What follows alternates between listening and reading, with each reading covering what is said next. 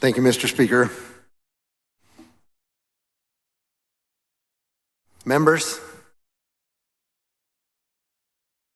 if we're really being truthful, we ought to tag this bill with a line that reads, SB 1 makes it harder to vote and easier to cheat.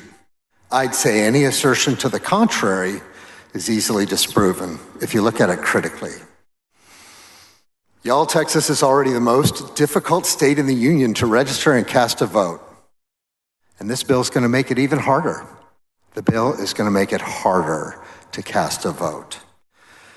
This bill erects new barriers to voting, such as additional requirements for mail-in ballots. It places new limits and additional rules for voter assistance. It even adds deterrents for assistance from family members. It deters family members from assisting their family to vote. The bill seeks to attack community organization efforts to turn out the vote, and it seeks to purge the voter rolls, uses criteria that disproportionately affects communities of color, especially Latinos. But that's not all. Besides making it harder to vote, the bill makes it easier to cheat, and I say that's in the form of voter intimidation, and also intimidating our election judges and officials. The bill even has provisions to lay the groundwork to challenge election outcomes and undermine faith in our election system in Texas. Seems to me that's the last thing we want to do.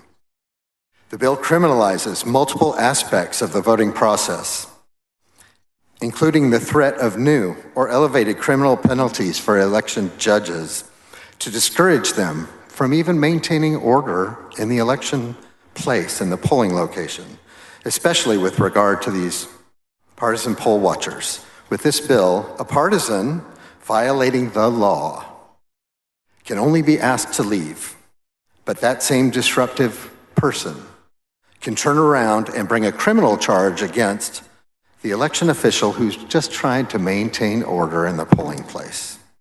This philosophy will lessen our ability to prevent voter intimidation by partisan poll watchers. The bill expands and harshens possible criminal penalties for voter assisters and community organizers. These provisions are clearly aimed at reducing voter participation, and we all know that these measures disproportionately affect communities of color.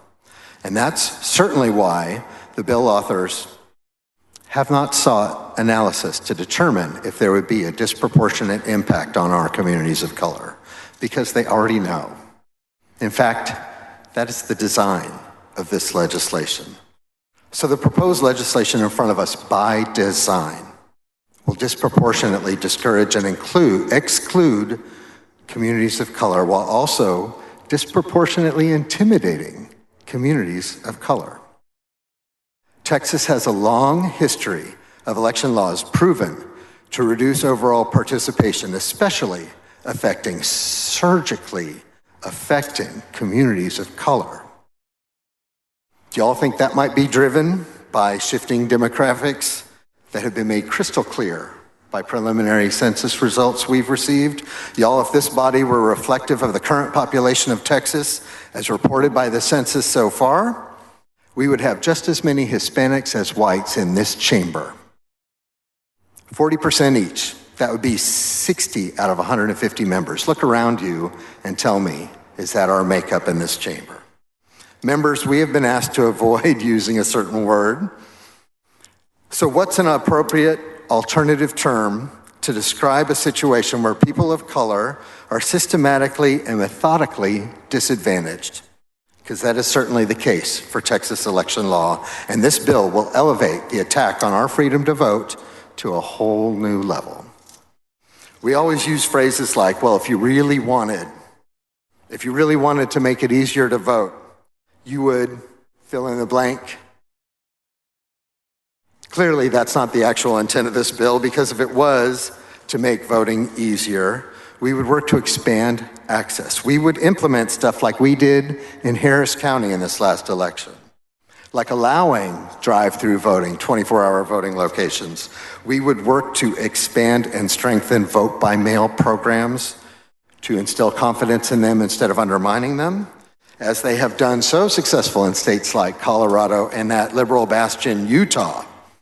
But no, instead of expanding and strengthening vote by mail, we instead choose to threaten to jail elections administrators and public officials for simply providing information on how to qualify and sign up to vote by mail. Y'all, I have to let this sink in. Instead of expanding access, we are threatening to jail folks who are working to expand access to the ballot.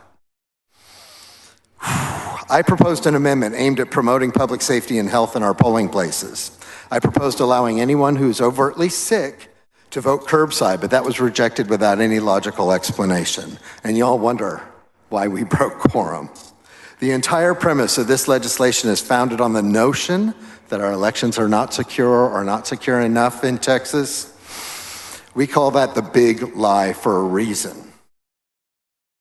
I like to play games with numbers, you know me, but not today. We already know proving cases of vote problems in Texas is minuscule. You're seriously more likely to be struck by lightning than to find voter fraud in Texas. The people of Texas want us to improve access to health care. They want us to fight COVID. They want us to improve public education. They really want us to fix the grid. But that's not what we're doing here today. I submit that if the focus were on forwarding truly popular policy, you would want more voter participation, not less. And that's why I say this bill is bad for Texas, because it's a bold attack on our freedom to vote. Thanks for your attention.